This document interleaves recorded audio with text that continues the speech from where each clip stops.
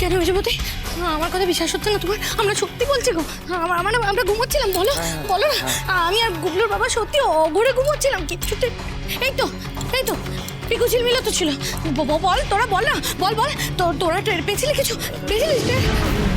হ্যাঁ।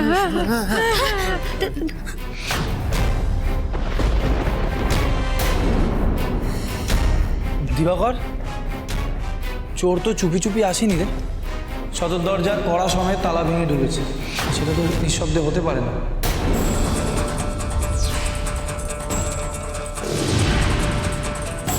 কড়াগুলো রিপেয়ার করা, তালাটাও তো পাল্টানো। দেখ, তালা পাল্টানো, তার মানে চোর বাইরে থেকে তালা ভাঙতো। বাড়ির ভেতরে কেউ ছিল না, বাড়ির ভেতরে কেউ থাকলে তো বাইরে থেকে তালা মারবে না।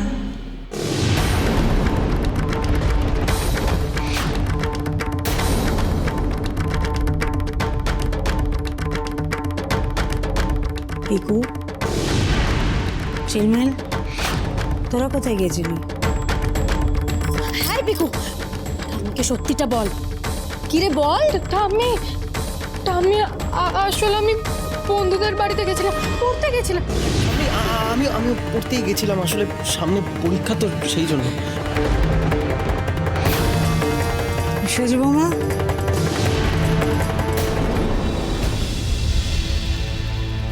দিবাকর, তোরা কোথায় গেছিলি? মামি আমরা আমি ওরা সিনেমা দেখতে গেছিল।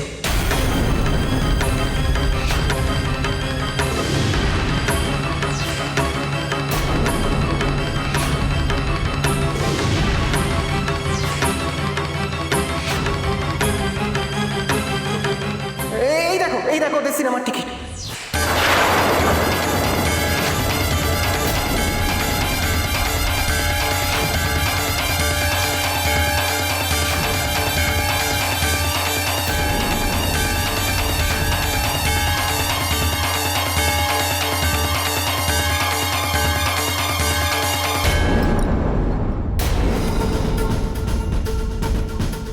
তোমরা বই দেখতে গিয়েছিলে? দিবাকরদের কপালে দুঃখ আছে।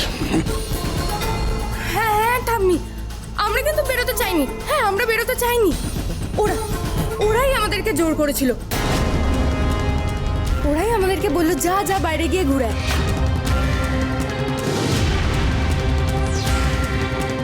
আসলে আমরা বাড়িতে না থাকলে ওদের এই সিনেমা দেখতে যেতে সুবিধা হবে, তাই। তোমরা তো আমাদেরকে একবার বলতে পারতে। হ্যাঁ রে দিবাকর, আমাকে তো বলতে পারতিস, তাহলে আমরা যেতাম না, তোরা যেতিস। মেজা তা না, আরে তুই তো জানিস আমি সব সিনেমা টিনেমা দেখি না। সিনেমা টিনেমা দেখার সমস্ত বায়না করলো শিউলি, যত নষ্ট করা ওই শিউলি।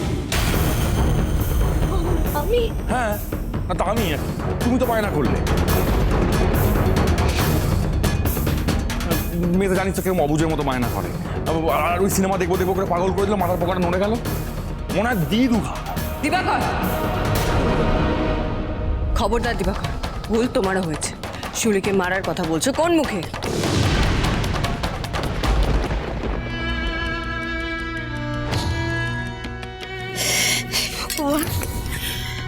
কাদের ভরসায় আমি আমার বাড়ি ছেড়ে গিয়েছিলাম?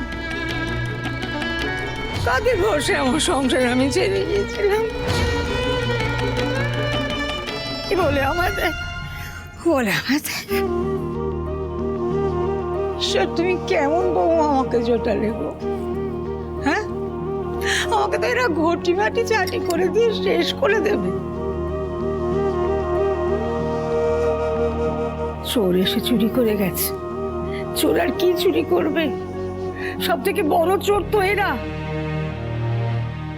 এরা আমার বিশ্বাসের ঘরে, মনের ঘরে শীত কাটছে। আমি কার ভরসায় থাকবো? কাকে বিশ্বাস করবো? থাকবো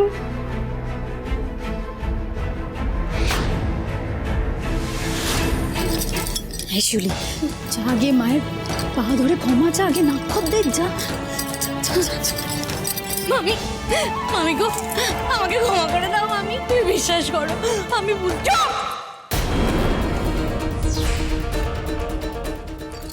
একদম চুপ। এই বিশ্বাস শব্দটা না তোমার মতো মেয়ের মুখে মানায় না। আমি আশা ইস্তক একটার পর একটা মিথ্যে কথা বলেই যাচ্ছে অসভ্য মেয়ে। এই সুন্দরী, আমি ফোনটা দে তো, দিদিকে ফোন করবো। নিয়ে আয়। না মামি, না না না, তুমি মাকে ফোন করো না মামি। আমি ফোন করবো দিদিকে, আমি ফোন করে সমস্ত কথা বলবো। যাও দিদির কাছে যাও, কি যা ইচ্ছে করো, এই সংসারে তোমার কোনো ঠাঁই হবে না। না মামি, না মামি, তুমি যা শাস্তি দেবে আমি তাই মাথা পেতে নেবো। তুমি আমার শাশুড়িকে ফোন করো না। ও গুবলুর বাবা, তুমি বলো না, বোঝাও না মামিকে। আমি তো নিজে থেকে এসব বলতে চাইনি, বলো তোমরাই তো আমাকে সবাই মিলে বললে বলতে। বলো, আমি তো বলতে। তুমি এখন আমার নাম নিও না। আমি তোমাকে মুখ বন্ধ রাখতে বলেছি, আমি তোমাকে অন্য কাল মিথ্যে কথা বলতে বলেছিলাম না। দিবাকর, মিথ্যে কথা তো তুমিও বলেছো। তুমিও তো বলে যে ঘড়িটা নাকি তুমি সারাতে দিয়েছো, সেটাও তো চোরে নিয়ে গেছে। তাহলে একা শিউলিকে মিথ্যে বলার জন্য দায়ী করছো? আমি কথা বলছি তো, মাঝখানে কাউকে খবরদারি ফলাতে হবে না।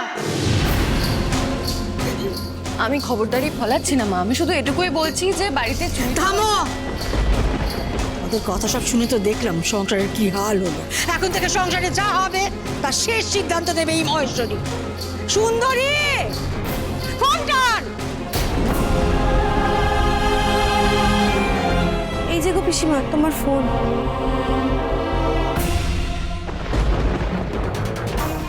মামি, মামি বলছি মাকে ফোন করো না। হ্যাঁ, সেই দিদিকে ফোন করলে দিদি যদি আবার আমাদের বাড়িতে এসে হাজির হয় তখন? বেশ, দিবাকর তুই সাক্ষী রইল। দিদি যেন পরে আমাকে কথা না শোনান যে তার সংসারে আমি নাক গলিয়েছি।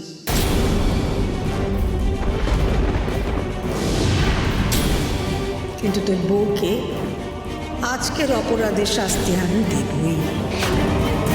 হ্যাঁ মামি, তুমি শাস্তি দাও না আমাকে, আমাকে শাস্তি দাও। তুমি যা বলবে আমি তাই করবো। এই গোটা উঠোনে এক পায়ে দাঁড়িয়ে থাকবো সারাদিন, সব করে দেবো। গোটা উঠোন আমি ভালো করে গোবর জল দিয়ে ধুয়ে দেবো। এই দেখো, আমি গোটা উঠোন ধরে নাক্ষর দিচ্ছি। দেখো দেখো, আমি নাক্ষর দিচ্ছি। এসব নাটক তোমার বাপের বাড়িতে গিয়ে করো। বেশ হয়েছে, উচিত শিক্ষা হয়েছে। বাপের বাড়িতে? মামি, তোমার আর এ বাড়িতে ঠাঁই হবে না, বলি তো দিলাম।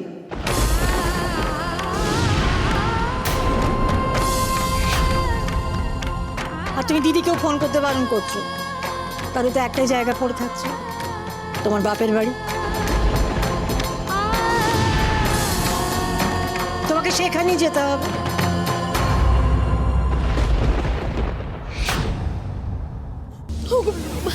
ও গুবলু বাবা, তুমি মামিকে একটু বোঝাও না। আমাকে তো বাপের বাড়ি পাঠিয়ে দেবে বলছে, তুমি একটু বলো না মামিকে। বলছি না, তাই করব। আর দিবকার কেন, কেউ আমাকে তার থেকে আটকাতে পারবে না।